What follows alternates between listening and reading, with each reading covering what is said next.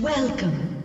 Hello and welcome to the OzLoL podcast, episode 58. My name is Carrot Colossus. I am the host of the show, and we've got a big week of discussion. We're going to be talking World Semi-Finals. We're going to be talking patch 4.18, and there might be some other stuff in there. And we got CGPL, not CGPL. Yeah, CGPL, of course. Hang on, I'm confusing myself already. We got CGPL this weekend as well in the Oceanic scene. So, and to help me with that, I've got Ralph Vespucci. Whoa, you are on fire tonight, my man. I know, I'm killing it. Best host OCE, no that's question. That's it. That's your new in-game name now. That's it. I should do that. Yeah, I should do that. Ralph Vespucci Panaviago and Scott Ranconius Rankin. Welcome along, guys. Hello. All right, now, of course, our website is OzLoLpodcast.com. OzLoL. I'm having a great. Oh my god! I'm having a great week.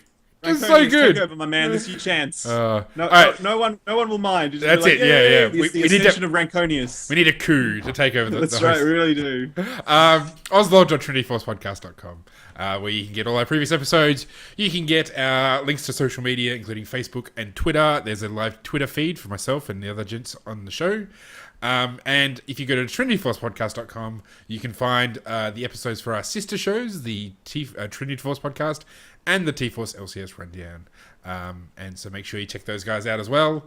And don't forget the Battle Arena is back again this Thursday night from sometime, probably around about 7 o'clock Australian Eastern Daylight Savings Time.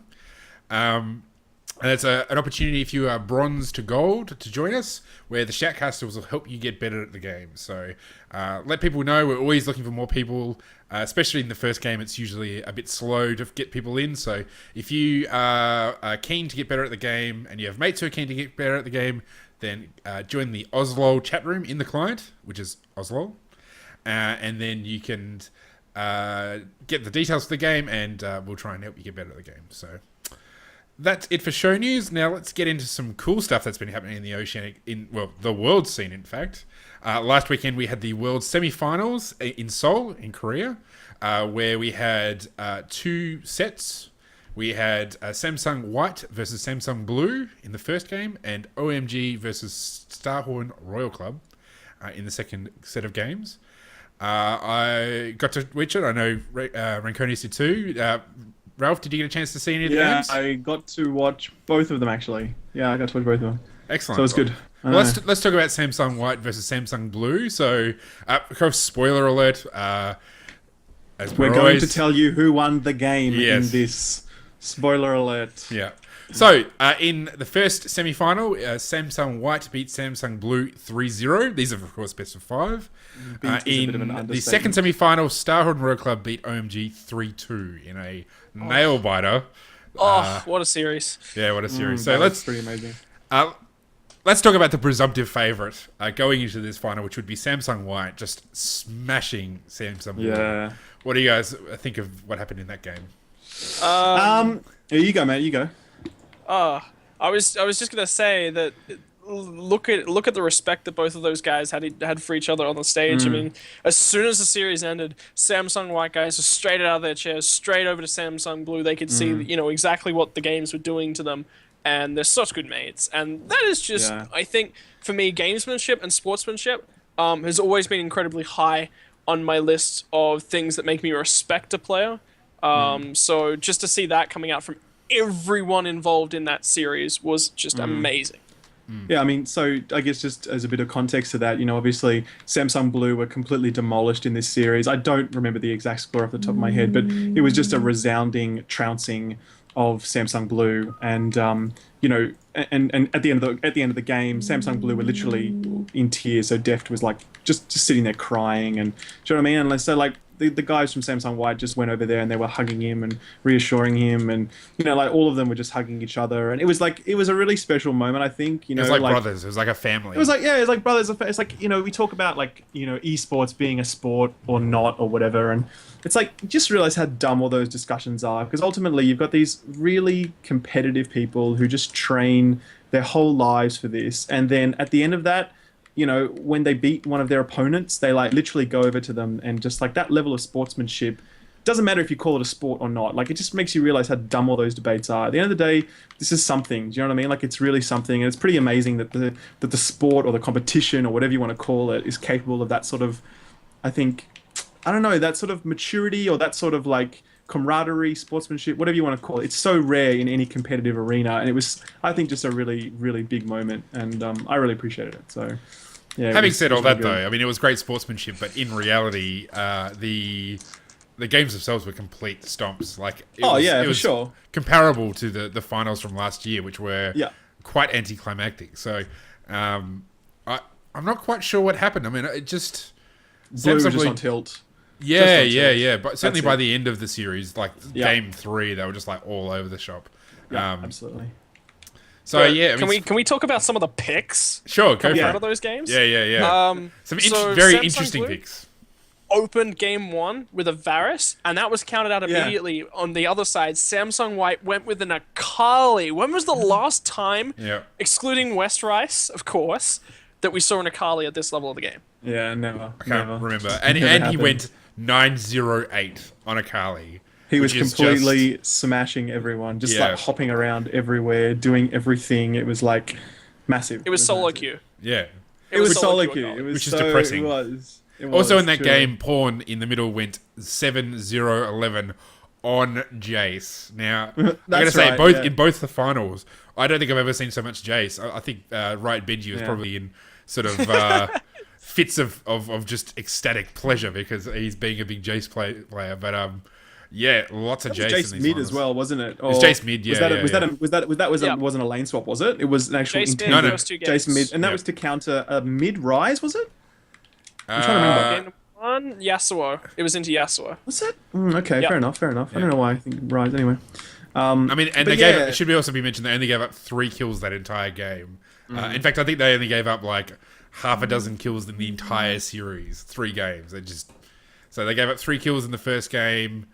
Actually, they gave up quite a few more in the second game. But yeah, it wasn't It was close. a KDA on Looper of 52 Yeah, across that's right. the series. I mean, if that's not a clear indication of how big a stomp that the games were, nothing will be. Yeah. So true. At 6-0-14 Rengar, like just Mm. not. He died once out of all 3 games, Yeah, Looper. yeah. Yeah. So game 2, we had and this one's really probably even more interesting than the Akali top lane was the Galio top lane. Which, this is on Samsung Blue. So to counter a Maokai top, they picked Galio top. And Yeah, totally. He went Yeah. 0-7-3. Especially because So- they initiated the lane swap as well, Yeah. from memory. Yeah, They did. were the ones to initiate the lane swap because they had the Janna Lucian. They were trying to do some fast push from Samsung Blue, and they wanted to lane swap away. Recalling Galio towards the bottom side of the map for whatever reason. But yeah, they were trying to set this up when they really should have been. Galio is actually okay in a 2v1, and the casters mentioned it a bunch. As soon as he gets basically an Athene's Unholy Grail, he just wave clears.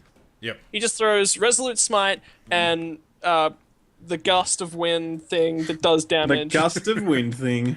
Yeah, that Technical thing. name. That's how much Galio we've seen at a professional That's level. exactly It's like, right. Exactly. what's so, that ability thing that he has? The gust of wind thing. Yeah. Yeah, like Yasuo, right? The Yeah. same one. Yeah. Yeah. But their composition also revolved around a lot of being pushed in. They wanted to counter out turret dives, Yep. but White were just too far ahead. They Yep. were just like, oh yeah, we've got this really good Galio pick, and then would use the Galio ultimate to zone or only ever get one person, Yep. which was just... I mean, Blue were trying. They were definitely trying to come up with some unique picks and whatnot, but they were trying to out Samsung White. Yeah. You don't out Samsung White. Yeah. No, and there was a particular fight in the jungle where if they'd managed to actually get like a good, like they're all bunched up, so he probably could have got a good like Idol of Durand, like the ultimate, but instead he just tried to pick off one person, like I think, and Well, he managed to catch him He for like, flashed in, ultimated. I think that one person was already just about dead anyway. yeah, it was Rengar. But I he think. flashes at them, throws down the Idol of Duran, and it's just like, oh, this guy's already dead. Yeah. The entire team isn't anywhere near this one. They're Yeah. clumped up in another section of the jungle, Yeah. and you throw your ultimate here. That was when the series was over for me. Yep. Yep.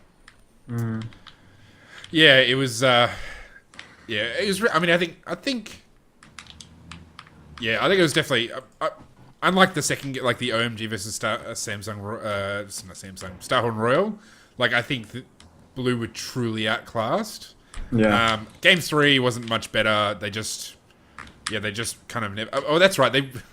They took. So if you actually look at Dade, he was mid Twisted Fate. He took a Magi Soul Stealer like as his first major item. Like, who does that? Yeah. Like, especially when you're behind. Yeah. Like, it's okay. You got some people who might do that. Like, you got a Janna. Like, Janna will pick a mid-Jais because she's so fast. No one catches her. She never dies. She gets a million assists. But why would you take a mid-Jais as a Twisted Fate when you're already behind in lane? Like, it just makes no sense. Like, and he didn't even. He had at the end of the game, he had a mid-Jais, he had a Sheen, he had a Chalice of Harmony, he had 2 Doran's rings and boots, and that was it. And he went 0, 7, and 3. Like, he just. That was just an all-in kind of like. Which game was that? That was like game. That was game 3. That was game 3. Yeah, so I mean, I think at that point it was probably just trying to all in. Like, I need to make big plays here. I need to get large. I need to carry. Otherwise, Yeah. do you know what I mean? Like, obviously our strats aren't working, so we need to change it up and build more aggressively or whatever. But yeah, obviously that's dumb. Like, that's just silly, and that's just I think a sign of just being really on tilt and not having the right judgment that you need at that level. So yeah, I mean, look, it was a disappointing series, I think, but I mean, look, it happens in every sport, every contest. You're going to have 2 teams that make it to the final, and then one of them just gets completely dominated. I don't really think it says anything about the scene or the sport or anything like that. I just think that sometimes teams go on tilt. Sometimes they have a really bad game. Sometimes one team could just start playing amazing, and they just really show up to an extraordinary level. And I think that's combination of both of those things I think happened here, so yeah, I mean, because I've heard a lot of people complaining like, oh, what does this mean for the league and blah blah blah. I'm like, no, it's just a game, and it went badly for Blue and really well for White, and that was it. However, though, it does seem like Blue's going to disband. There was a tweet from Deft, I think, saying like, oh, I'm really emotional, and the next team I join, I will definitely be more emotional, less emotional, and there was also other comments made like just little rumors flying left and right that if Blue doesn't win, that they'll probably be disbanded and all that sort of thing. So that's a real shame. I think if that happens, like if the second best team in the world is not able to stay together because the sport demands only victory or nothing, then I think obviously that's not good for the sport. So I think it would be a shame to see them disbanded, but we'll see how it goes. So I mean, I know that there's a few. Isn't there a few free agents about, like Cacao and a few others? Wasn't there a team that either dropped them? Or there was, I know there was, I can't remember exactly what it was, but I know there's quite a few free agents, which probably might It's feed like into a hub that. of talent. Yeah. Korea just like dropped half its players off its different rosters over the last little while. So, SKT one like shattered now, except for I think, except for Faker and who else? I want to say it's not Benji, someone else. But yeah, I mean, there's basically lots of opportunity. Lots of players have been released from contract, and so it's going to be really interesting to see how the teams reform next season. And of course, that there's the OGN might be moving to a 1 team per organization rule, which would be very interesting. Well, that's just standard worldwide ruling now, so it would make sense for that to happen. And obviously, everything just kind of lines up. And I have seen some of the stuff, and I personally do think that they will be disbanding. But the same note, I do think that some of the members might stick together and reform. Yeah. But probably not. I hope so. Yeah, me too. I hope so. Who wants? It's like saying Chiefs are disbanding tomorrow. Yeah, because they didn't. They lost. Maybe one series and now they're disbanding. That's something I don't want to see. Yeah. So. All right, well, let's talk about Royal Club versus OMG. So this is a 5-game series. Nail biter. It was a nail biter. The in terms of who won, so OMG won game 1, Royal Club won 2 and 3, OMG won game 4, and then game 5 was obviously Royal Club. So, let's talk about some of the games and what you guys thought. I mean, OMG in game 1 looked super, super good. Like, they were just... they had a really good game. I mean, I think it was, like 7 kills or something. Going went 4-0-14 on top on Rumble. Loveling went 8-0-4 on Kazakhs. You had Cool with Jace 4-1-8. So pretty strong performances. But yeah, Royal Club, in their games, I don't think Royal Club looked super, super, super strong. I think they kind of not ground it out. That's probably makes probably too harsh. But they really, it wasn't. I mean, White just thrashed Blue. There was no chance for Blue at any stage. These games are a lot closer. Both teams made mistakes in their respective games, and it's just that Royal Club kind of came out on the top. Was it game 3, the Nexus to Nexus to Nexus? Yeah. Ace at a Nexus, run to the other Nexus, ace at that Nexus, run back to the other Nexus, finish game. Oh my god. Oh, what a game. The highlight has to be that 4-minute level 1 where they were because at one point the beginning of game, I think it was actually game 1, wasn't it? Or maybe, I don't know, but they were they literally spent the first 4 minutes of the game arguing over the top side blue buff. And they're neither of them were refusing to give it up, and no one had any hard engage at that point. So you literally just had all these people, just literally 10 players up there arguing over topside blue, neither refusing to give it up. It was just epic, the level of tension in that fight. And then eventually it gets stolen away by, I'm going to say OMG, Kazakhs. Smote it away, and so that was just awesome, and that just set the tone for, I reckon, the rest of the series, where they were just fighting the whole time. It was just a bloodbath left and right. I mean, it was called out so many times. The Chinese meta is just so that, you know what I mean? It's it's not strategy. It's just fighting. You know what I mean? Let's fight around objectives, and you definitely saw sometimes when when one of the teams would be so keen to contest an objective, even though it was clear they had no business contesting the objective at that point. But it's just deeply ingrained in them. They have to fight over an objective. They cannot give up a dragon, even if they've got no vision. They cannot give up a baron, even if it's 4v1. Do you know what I mean? They just have to go in. So that's really entertaining, obviously. But I don't think it's going to win any games against Samsung White, because I think they're just going to completely shut that down. Yep. Ditto. Yeah, it was, what a spectacle, first off. It was, I think, more than anything, this has got to be the best series ever in the world, on competitive. You reckon? Yeah, absolutely. Better than Fnatic OMG? Fnatic, that was pretty solid. Yeah, I'm still going to go with it. It's the best one that, just the impact of the games, the impact of Jace was on these games was so instrumental in the victories for either side. Jace coming towards the last couple games, he was just a must ban because of the impact across the series. And Jace fits into that strategy and that style of gameplay coming out of China. And I do expect it to be banned out by Samsung White, actually, going into the grand final, because I don't think they'll want to fight it, because it just lends itself with the acceleration gate. So much potential to go and fight. You link that with a Karma, and you can just go 0 to 0 all over your opponents, And lots of Twisted Fate as well. I was surprised by how much Twisted Fate we've been seeing in these games. I mean, it's not like he's been totally absent from competitive games, but he hasn't been super, super, super well represented. But I think in most of these games, he was picked quite a bit. So, and then that random Fiddlesticks. Yeah, Insect Fiddlestick, which was game 2. Face. Game 3. It was game 3. Game 3, yeah. Yeah. Oh.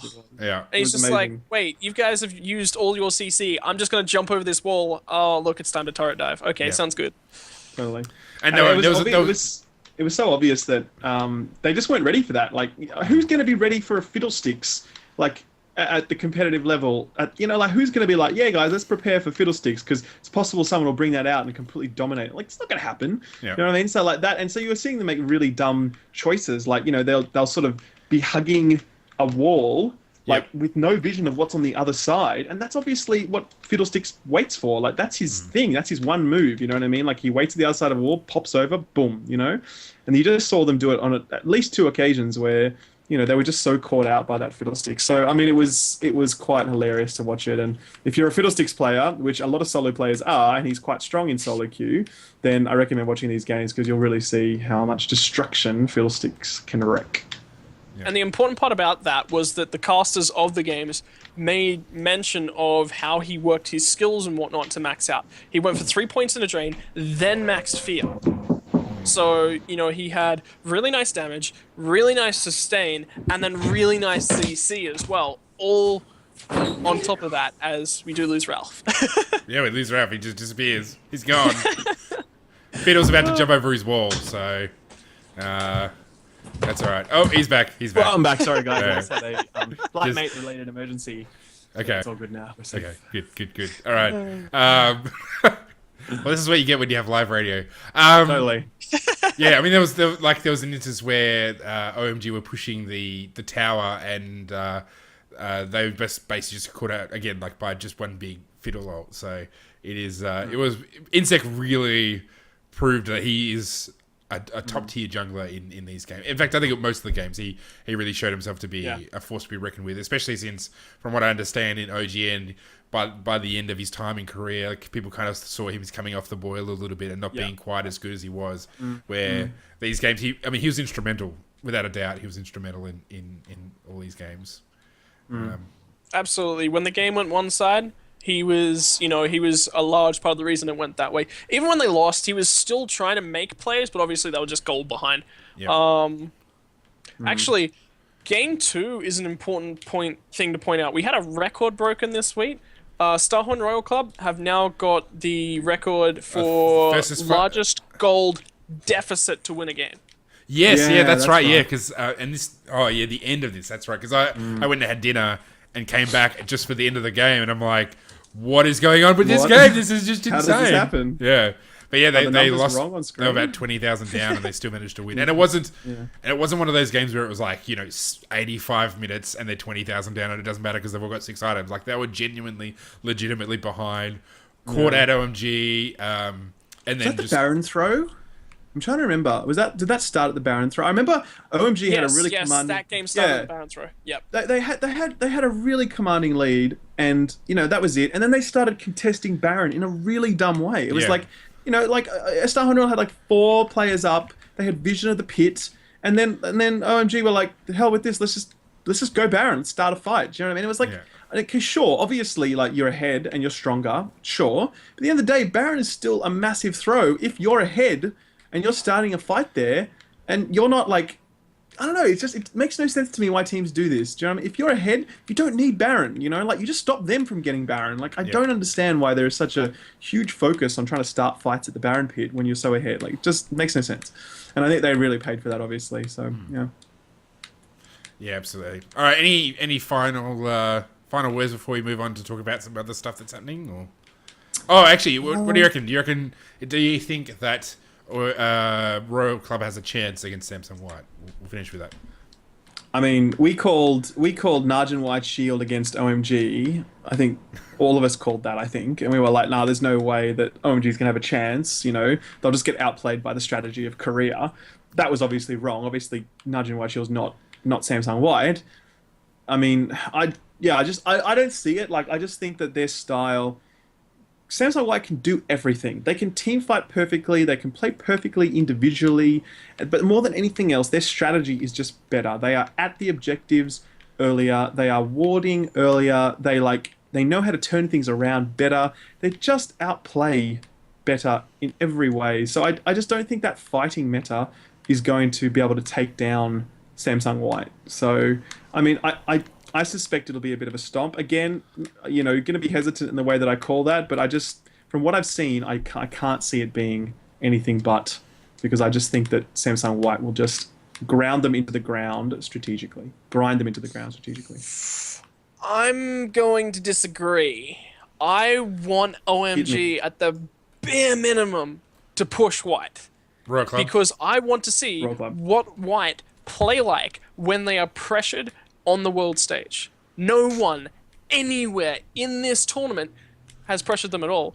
And, there's one stat to be pointed out about White so far, and it's one that Crepo loves to point out. TSM is the only team to take a game off White at Worlds. Yep. North America. Yeah. but I would say that was the game. I'm trying to remember which game that was, Was that the Oh, game where that they was really that was shut from down sandbagging Samsung themselves in White's? Champ Selects. Yeah.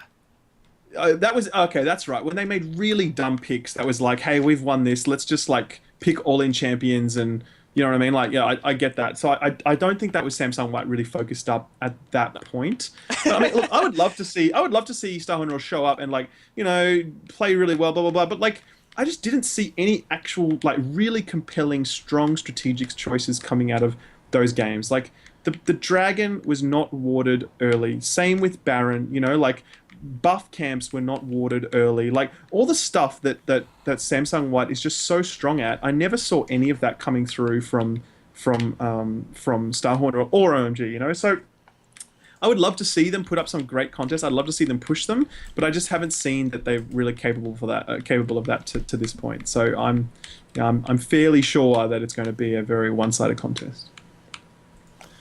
Yeah, I mean, I'll be interested to see to what extent Uzi's experience, because Uzi's the first player to make it to two finals, which is impressive.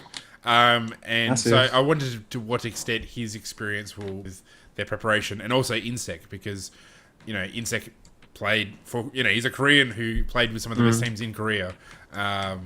So yeah, I guess we'll see. I think it's going to be. It's hard to bet against Samsung White. It really is hard to bet. Yeah, it's super hard. Super hard. But hopefully we'll have a good series. I really would be disappointed if Royal Cup go down like they did last year to SKT, and that was just. Not only was it a stomp, but it was boring games. Like they just had no chance from the outset. They were completely outmatched. But this is a completely different lineup, so we'll see. I think.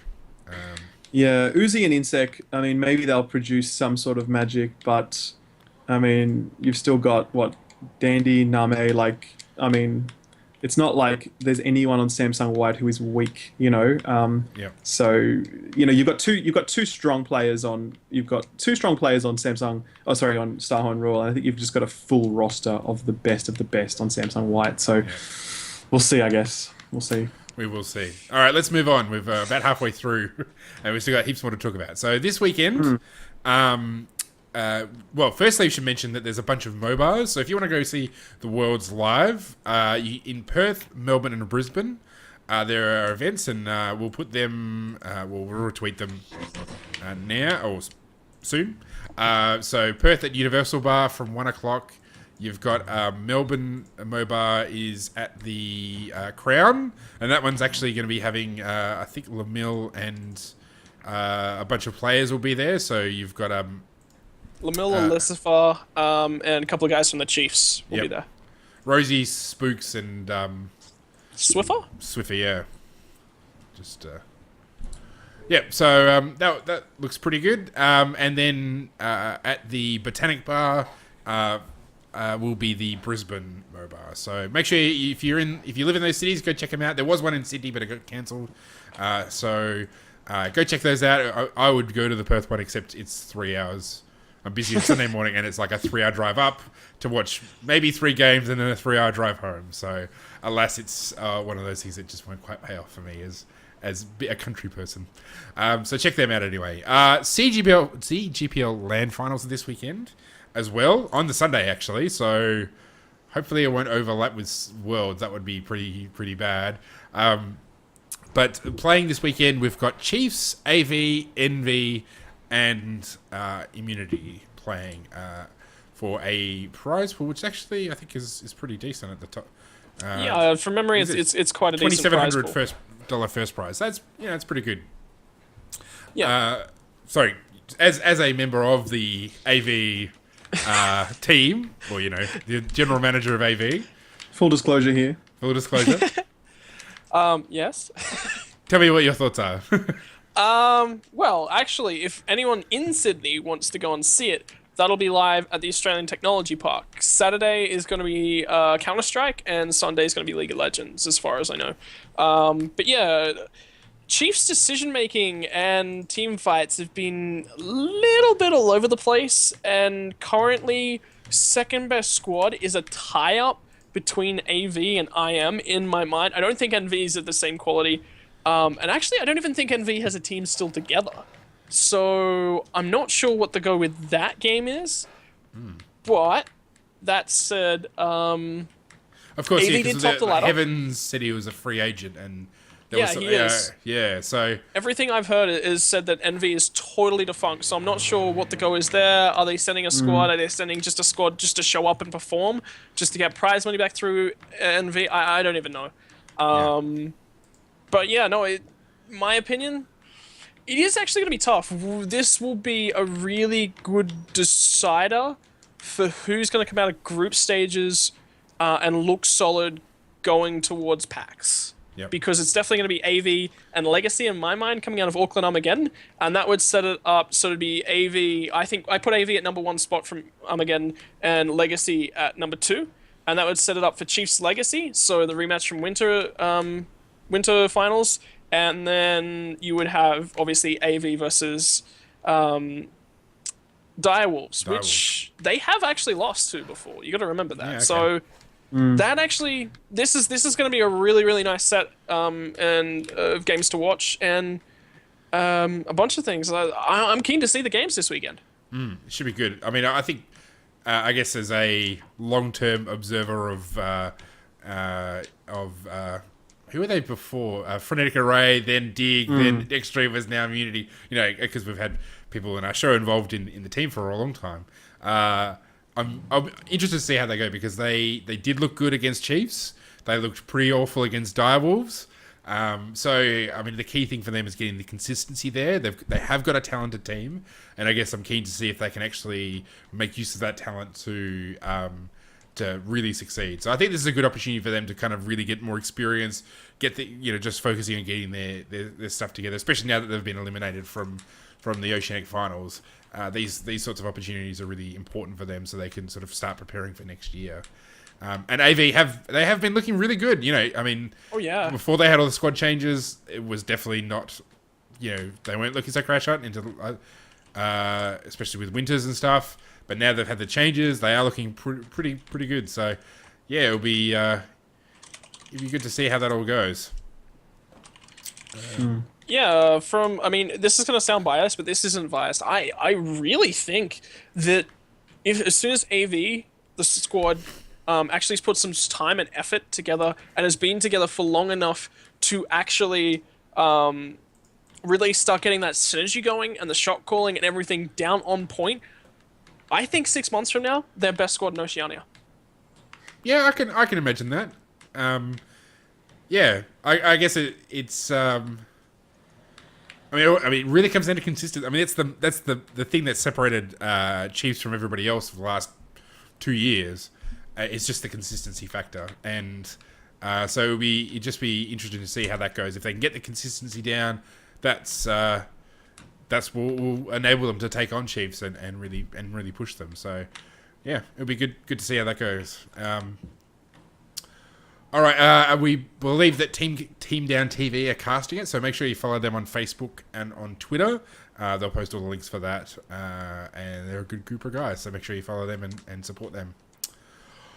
All right, though, of course, if it's on during Worlds, that's a problem. And no offense to those guys, I love them, and I love all the Oceanic stuff, but I'm not missing out on Worlds for it. It's this weekend Worlds, isn't it? Yeah, it's the Sunday. Okay. It's Stockholm Royal Club versus Samsung White. Are you going to miss that? Is anyone going to miss that? I am going to miss that, sadly, because I will be on holiday in the Cook Islands where there is no intertubes. So, GG, beach holiday with no intertubes. How dare they? First world problems. So I'll be like, baby, can we not go on the holiday so I can stay home and watch some guys play video games online? And she'll be like, we're done.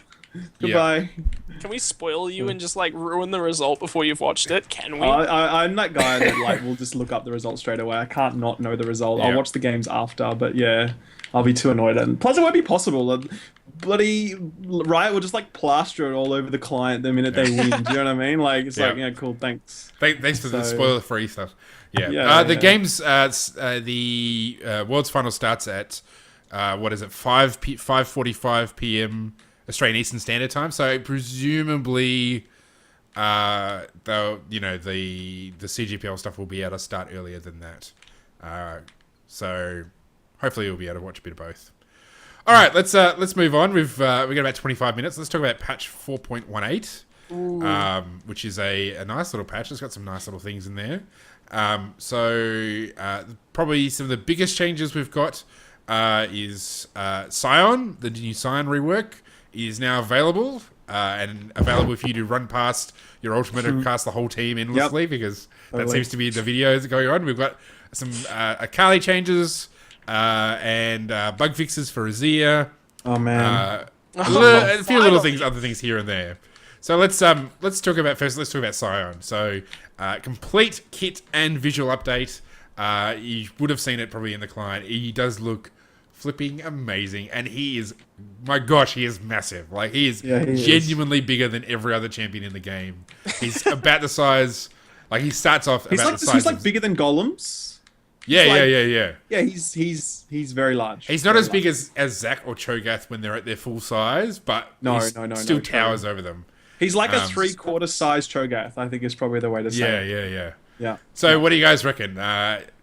Thoughts on... Yeah, I've played a few games with him. I love him. I think he's excellent. I think he's an extremely well-designed champion. I really like champions that I think can be played in numerous roles and in different ways. So obviously he's a top laner, and that works really well. But he's also a fairly viable jungler, and as a jungle main for me, that's great. His kit just works. He can he's got a Q which you charge up, and you choose what you want to do with that Q. Do you want to just do some quick damage, or do you want to stun them and do some quick damage, or do you want to go all in for a big amount of damage and a stun? So being able to choose that I think is really nice. And you've obviously got your shield, and you choose when you pop that shield. So again, that's really good. And then you've got this skill shot which slows people, which I think gives you a lot of versatility when it comes to setting up a play. And then you have this amazing ultimate, which is like you literally charge down a lane and like bash into someone with your head, stun them, knock them up, and then you can follow up with big plays after that as well. So I think he's just a really excellent, interesting champion. From what I can see, he's tuned fairly well because he's not about the numbers as much as he is about his utility and using that utility correctly. It's quite like, I'd say, someone like Thresh, where people don't necessarily complain about his damage or his raw stats. They really complain about but they not important. Yeah, back in the day he used to hit pretty hard, but I mean, the thing about Thresh was not really how much damage he did as much as it was like all the stuff he could do. That's what makes Thresh an interesting, awesome champion. And I think it's similar with Scion. So I think they really nailed it on a number of levels, and I'm really looking forward to playing him more and more. I think I'll sort of bring him into my rotation as someone that I play quite regularly because I think he's great. Yeah, he's the initiate, the range on it, and the sound. It's awesome. It's going back to Ryder, definitely putting a focus on towards these thematics and whatnot, and he's finally starting to deliver on that thematic, and that's just fantastic. That for me is... Yeah, I like the fact that they're delivering. I mean, when you look back at it, my favorite champs are Jinx and Vi because they deliver on their thematics. I mean, when I cast, obviously, then I care about viability and whatnot. But when I'm playing the game, I'm here for fun. So when something delivers on that sort of thematic, and his champion design, the way his passive works, delivers on that thematic so well, especially the fact that he loses his weapon when he dies, just beats you with his fists, that's awesome. Just amazing. Really, really good. Really well done, Riot. Great job. Yeah, I think the things I kind of like about his kit is, I think, well, again, I'd second all that, he is really fun. There's some nice little things like he's got armor shred on his E, which I think is going to give him some sort of extra viability. Because I mean, as we've seen with a number of champions, like armor shred makes a huge difference. Like for Renekton, I mean, he's won Wukong for a long time. Was the reason he was played so much is that he had a heap of armor shred. Kale, I mean, we talked about Ruben's Hurricane last week and how it's her armor shred or the resistance shred she has. So I mean, something like that I think is going to be like a hidden little thing. That's it's going to give him a lot of viability, I think, and just, I mean, if you, particularly in like normal games, like if you're not playing like high level solo queue, the ability, he's basically like Nasus. Like if you let him farm, he is going to destroy you. So he's even quite inherently tanky, and once you start adding his passive in there for the farm, he gets really tanky really quickly. Large. Why are they removing him at Atmos Impaler now? Yeah. Oh my god. So yeah, I mean, I think there's a lot of fun to be had. I think his ultimate, while cool, is pretty easily dodged. I mean, apart from the fact that it's actually hard to hit in the first place, it's one of those things that you can see quite a number of videos. Or firstly, you find a number of videos where hilariously he just like runs down the middle of a lane and like goes just completely goes nowhere near anybody. I've seen a video where they've had two sires that they're both running past each other. But also, once you actually see them, it's actually not that hard to sidestep away from him. So I think while cool, it's no Nocturne ult. So I guess we'll see how it goes in that regard. But he certainly will be fun, and terrifying the crap out of your opponents in a normal is never gets dull. Yeah, and I definitely think at the moment, the way I've seen him played so far, he seems balanced. Maybe a little undertuned, but then again, that could be player experience. But the way he just seems to feel and fit into a team comp, he just seems balanced and on the right note. And that, I mean, AP sign, broken as all hell. If you can get onto your opponent's face, that was just not fun to play against. AD Scion, you have all this utility and stuff that you just can't use because it takes you don't trade well, your mana costs are just too high because they have to balance out your AP side and still make you somewhat kind of viable as a solo queue carry. But now he's just in this really, really nice spot and he just fills it perfectly. And I think it's probably one of the best reworks to come out in a long time. Yeah. It's probably the most complete rework. Like, I mean, I think it's...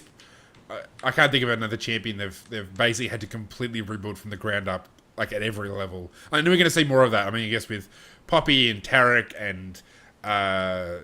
who else have you probably got? Like, you've got probably a few other champions where they're just completely busted. Gangplank. Gangplank. I mean, they won't have to change his visuals, though. He'd still be a pirate, where Cyan, they had to sort of tackle everything. Yeah, that's true. Yeah. So it'll be good. Urgot. Urgot's probably the biggest one. Like I think by really far. Yeah, I mean, I think it's such a great. Like I think they could do some really cool stuff with it, but they are going to have to completely rework him from the outset. Yeah. And get rid of his nipple hoses.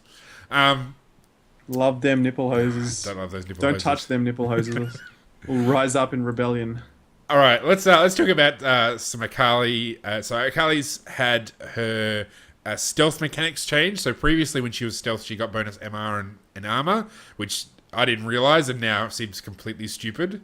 And they've replaced that bonus MR and armor with a bonus move speed of 20, 40, 60, 80, 100% movement rapidly when she's stealthed and then rapidly decaying over the course of a second. So what are our thoughts about that as a change? I quite like it. I think it fits into the same thing with the Kazakhs, where if you catch them, you want to be able to punish them, not have them be rewarded with all this bonus tankiness that really they shouldn't have. And I think the move speed is actually going to make it a lot easier for her to get away when she's using her stealth to evade. Yeah, I don't know. My experience with Akali is always so hit and miss. Like when I see Akali in solo queue, I generally find she's completely useless, or she just dominates everything and everyone. Like I generally find it's quite a binary experience with the Akalis that I encounter in solo queue. So, I mean, I don't know. Like I honestly don't know this champion well enough to say whether or not this is actually going to. Because generally, when she's in that shroud, she stays in that shroud, waits for her cooldowns to come back up, and then she'll do something again. Yep. And you're kind of like madly AoE spamming at that time. Or you pop an Oracle lens to try and spot her, you're dropping a pink ward. So I guess it's kind of nice that she, if you do pop that vision, she then, is able to get away faster. That's cool. But I don't know, I actually don't know what this change is going to mean for her because I just don't play enough Akali. So, yeah. Well, her weaknesses are now obviously more accentuated. That's I think there's a lot more counterplay. And that definitely, for me, feels better. It feels a lot more comfortable. But there's also, on that note, the same kind of outplay ability that she's always had, but slightly more accentuated. Not tuned up to much, but, just enough to make the experience not as binary as it was before. But, it's still something that Riot, I think, definitely needs to play around with. I mean, really, she's got all the weaknesses of the early sorts of assassins they were designing, which is she's got a weird muddled kit that builds hybrid. She's got, the feast or famine aspect that assassins have, where If she gets ahead, she just completely stomps. But if she gets behind, she's never really relevant. So I mean, I think it doesn't change her the weaknesses in a kit. Thanks for that truck driving past Ralph's place. Oh, sorry. It doesn't eliminate baby. those fundamental. I mean, she still has fundamental issues with her kit that this doesn't fix, but at least it's kind of nicer. And when I guess it's like a lot of problems they've had with a lot of the stealth champs, they kind of need to figure out, well, what exactly do we want in this champion? Like, what is it that we're aiming to do? How are we going to make her unique, and how are we going to make it so that we can actually balance her appropriately? I guess we'll see over time. She's probably. I wouldn't imagine. Like, I mean, I know in the past they've taken a lot of feedback about her kit on the forums, so I imagine she's probably slated for a rework sometime At some point. Yeah, sure, like in the not too distant future. True. Well, All right, let's look at. There's not a whole lot of major changes, so. Azir. Yeah, well, Azir's got a bunch of bug fixes, which basically means he should work as he's supposed intended to work instead of breaking all the stuff. So breaking all the stuff. breaking all the stuff. So is there anything? Christ. He was the most broken champion they've ever released, no question. Yeah. Yeah, well, that's just because he does stuff ridiculous. that nobody's ever done before. Like it's not. I mean, even stuff like what they did with the tower, like how he's.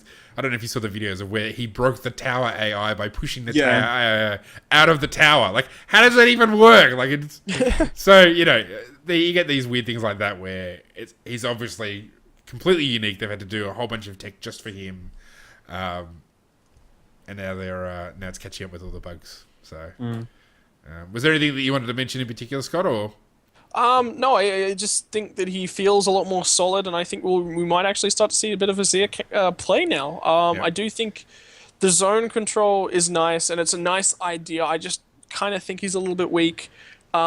Definitely an interesting champion. I don't feel like they threw the thematic well enough. I don't know. That's kind of weird to me, and the auto attack thing is just so off the wall that it's. Yeah, that was just amazing. What they tried with that auto attack animation and the way it works is just amazing. I'm looking forward to the new champion releases. Just seeing his kit and the way he was come out, obviously with all the bugs, it means that they're trying new things and that they might be playing around with bugs and stuff on this kit so that they can get it right for the upcoming champions. True. I mean, yeah, it'll be good to see what like a Bjergsen does. Like by the time Spring Split starts, it'll be great to see what he can do with Azir, because I think the potential is there to do some really Big stuff. amazing stuff. Yeah, I mean maybe not because he's. Whoa, there was some weird noise coming through there. Sorry, that's my phone vibrating. I should take it off the table. Yeah. Our producer's going to absolutely want to kill you by the end of this week. Hi, producer. So Tim, shout out to Silent Tim Walker. There it is again. My phone vibrating. Yeah, check it on your bed or something, you Stop idiot. it. All right.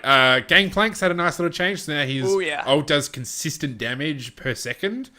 His ult looks like crap now because of the way the cannonballs all come down in like a big clump instead of like this nice raining effect. It's now just blub, blub, blub, blub. And it's like, I kind of like the new animation. Oh, I don't like it at all. I think it looks stupid. But more consistent damage is good. So it doesn't fix Gangplank again because he's completely busted. But it's a nice little thing. We've got so Kha'Zix is there looking at Kha'Zix again because this guy's never really truly balanced. So his W damage has been reduced at the highest level and bumped up a little bit at the bottom level. So it's a nice little thing. Just trying to think if there's anything else. Oh, Tristana changes. So we've had attack per. Basically, what they've done is they've taken her reduced her attack per level from 4% per level to 2.5%, but then they've bumped up her rapid fire reduce the duration, but increase the attack speed. So, yeah, what do you guys reckon of that? Do you reckon that's going to have an impact on Tristana? She's going to have more attack speed when she maxes out rapid fire, which you generally do second. But then when she gets to level 18, she's going to have slightly less attack speed. So it's a nice kind of it buffs up her mid game just a little bit where she was lacking, but it nerfs down that just ultra powerful late game. I haven't seen a lot of Tristana play on this patch, so I haven't really been able to gauge a lot of it too far. I mean, she really is kind of stupidly broken at the moment. Too strong. Game. Yeah, way too strong. Hate her so much. She's just the worst. It's just there's so little counterplay available against her. It's like, yeah, I mean, if she's just allowed to do her thing, and even if she's not, if she just chooses to play safe, if she's able to get a good, strong support that can peel for her, like a Leona or something, like, and she's just able to get to that mid game, get her Infinity Edge. After that, it's like, it's just so hard. She's just so difficult to lock down and so strong at all points. And I mean, yeah, her mid game is meant to be weak, and it's not currently. They just need to scale her back. So I'm very keen for this change because I really hate playing against Tristana, and it always seems to be Tristana's now. Yep. Tristana's and Lucian's. Lucian, the guy, he just cannot be nerfed into the ground, no matter how hard they try. Even Lucian just feels more balanced though. Like when you catch Lucian, yeah, he can dash away once, but it's not like he can then knock you away as well. Do you know what I mean? Like that's annoying.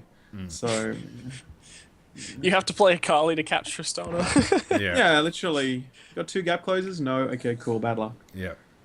Actually, speaking of Tristana, there was this is completely off topic. I saw the most amazing wombo combo video this week, which was it was a Lee Sin kick that went into Tristana knockback, which was a shockwave. Like basically this whole team got AoE'd like all at once with with the knockback and the shockwave, and then who got it? I think a Riven flashed in there and stunned everybody, and then just used her ult to just like do the sword strike thing that he does, and she just killed all. Like she got like a quadra kill instantaneously. It was amazing. Anyway, I think I shared that on Twitter. All right, probably the only other big change is Yasuo. So his base health has been reduced. His base movement speed has been reduced as well. So he's too mobile. He's too mobile. He's too tanky. Like that's just some really nice emphasis on his specific weaknesses. Yeah, I mean, and the base move speed will also impact his flow generation, which is also a kind of an issue. So that's a good thing. I mean, it would just mean that he doesn't accrue that flow so quickly, which, I mean, that adds to his inherent tankiness. And as we've seen with the Kha'Zix and the Akali changes, you need to sort of give assassins and those sorts of champions, which Yasuo is kind of assassin-ish. You know, gives him a more defined periods of weakness, which is really important. So, cool. All right. And Cogmore's got the weirdest splash art change. Wait. Hexakill Twisted Tree Line. Yes. Yeah, that's right. I forgot about that. So should be interesting.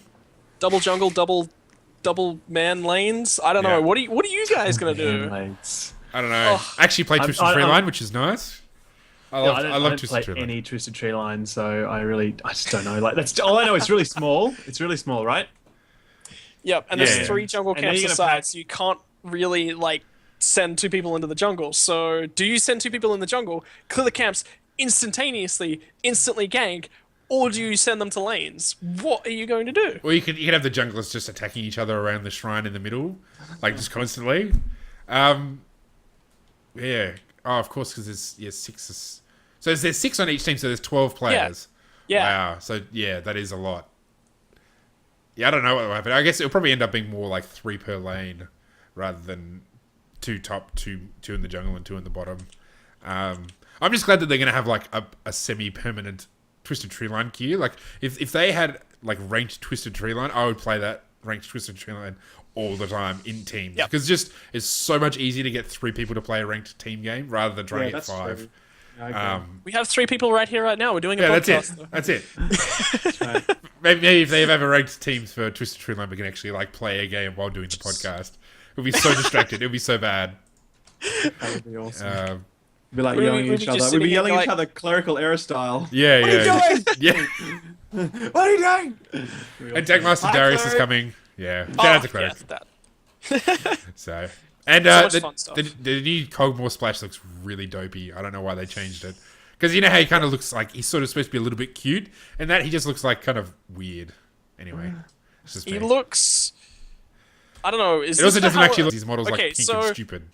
I've been a Cogmore main since the end of Season 2. God, I miss Madrid's Blood Razor. Holy hell, I love Man, that was such item. a good item on him. It was So just fun because it was really balanced. Like the build up and everything to it was really balanced, and it felt good. Like there were really definitive stages. I don't know, Ruin King just it fills the same niche, but it doesn't feel the same. Anyway, but yeah, like this from having played him for so long, and on multiple accounts because I have the Lion Dance and Monarch skin on my main account. Yep. And then I go back to the other one. I still like playing the other skin. It just feels nice and fits this nice thematic. And I don't know, the art's just kind of funky and does nothing for me. Yeah. Damn it. Actually, Randuin's Dome that's had a bit of a buff. We forgot to mention. So that's a nice little thing. I mean, I guess they're still trying to figure out what to do with the, bruiser tanks versus AD like marksman type situation. It's obviously an ongoing issue. So it's I guess they're sort of working around that a little bit. But it kind of makes Sunfire Cape unviable again. It's literally on Randuin's Omen. Sunfire Cape just doesn't give you enough for that item slot like Randuin's Omen does. Yeah, but I think a lot of the time you can build a Sunfire Cape and a Randuin's. I mean, I do that a fair amount because, I mean, if you're against that really heavy AD comp, and you're obviously playing a tanky champ, both of those items are excellent. You know what I mean? Like, and so, yeah, I think the only real weakness, I think there's a huge problem right now with these hyper carries, and I think obviously that's what Riot have called out as what they're trying to do with this change.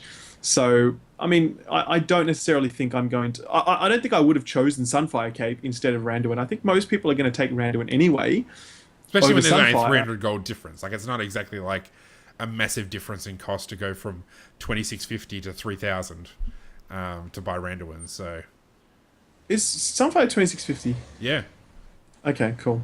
I had in my mind it was cheaper, but anyway. I just checked it. Yeah, okay. Yeah. So either way, I think it's just always the better choice. I think the randomers, unless you're for instance going for like a Feral Flare Udyr or whatever, and you just want to like tear up the jungle instantly, and you're massive, and you just want to like run into the middle of the team, give no whatever. But yeah, I mean, so I think it's overall a good change, and I don't really think it would affect actual item choices. Do you know what I mean? Yep.